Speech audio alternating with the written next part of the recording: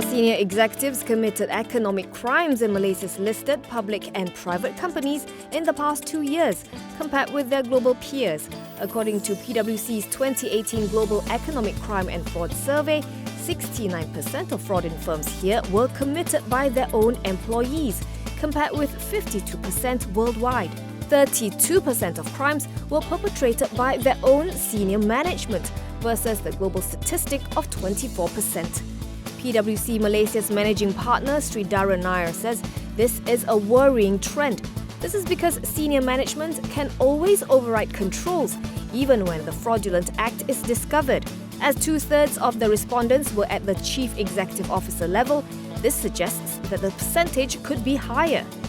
On the whole, the study shows that incidences of white-collar crime in Malaysia's firms have risen over the past 2 years. 41% of respondents in Malaysia suffered fraud or economic crime in the last 2 years, versus 28% in 2016. PwC says this is because some Malaysian organisations appear to be ambivalent about addressing the risks of bribery and corruption.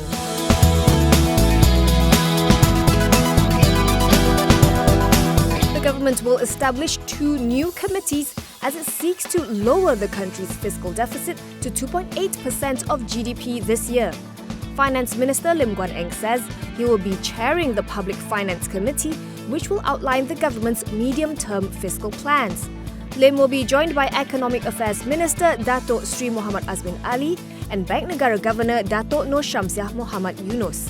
The second committee is the Tax Reform Committee, which will conduct a holistic assessment of the Malaysian taxation system and also minimise tax leakages and tax evasion.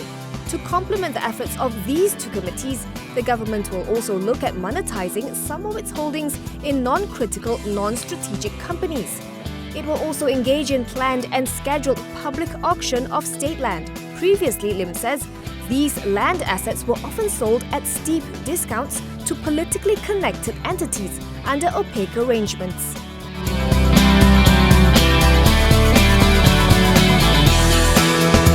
CIMB Group Holdings reported an 80% jump in second quarter earnings to 1.98 billion ringgit.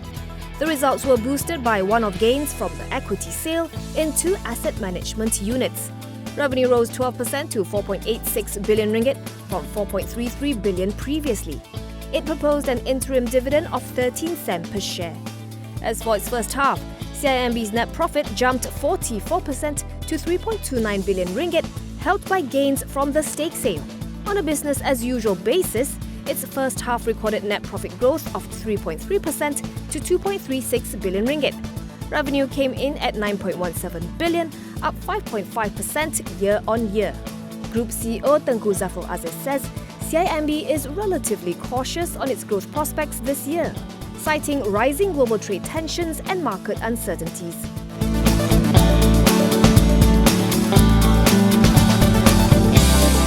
Malaysia saw its second quarter net profit halve to 101.93 million ringgit as it made less from its voice and data services. The telco attributed the fall in voice and data services profit to the provision recognised for reduction in revenue in view of regulatory mandated access pricing. Quarterly revenue also slipped, shrinking 1.5% to 2.94 billion ringgit, although its unified segment did see an income increase of 0.5%. Meanwhile, customer base stood at 1.19 million, compared with 986,957 in the previous quarter. As for its first half report card, the group's earnings were lower by 41% at 259.1 million ringgit, as revenue contracted by 3% to 5.78 billion. Acting Group CEO Dato' Bazlan Osman says TM had a very challenging first half, from rapid developments in the market to increasing regulatory pressures. He says given the current landscape, these events further add challenges to the group's financial performance and expects the tough environment to persist.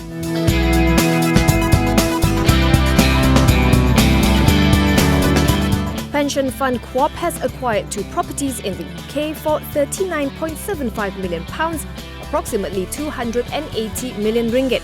The properties in question are 2 purpose-built student accommodations, namely 800 Bristol Road in Birmingham and the Mill House in Edinburgh. Both properties were acquired from IP Investment Management Hong Kong and Maven Capital Partners and have an estimated average net yield of 5.08%. The acquisition brings the number of properties owned and co-owned by QuOP to 14. Its other international properties are in Australia, the UK and Germany. QuOP Chief Executive Officer Datuk Wan Kamaruzaman Wan Ahmad says the acquisition is in line with the fund's aim to increase its international property exposure.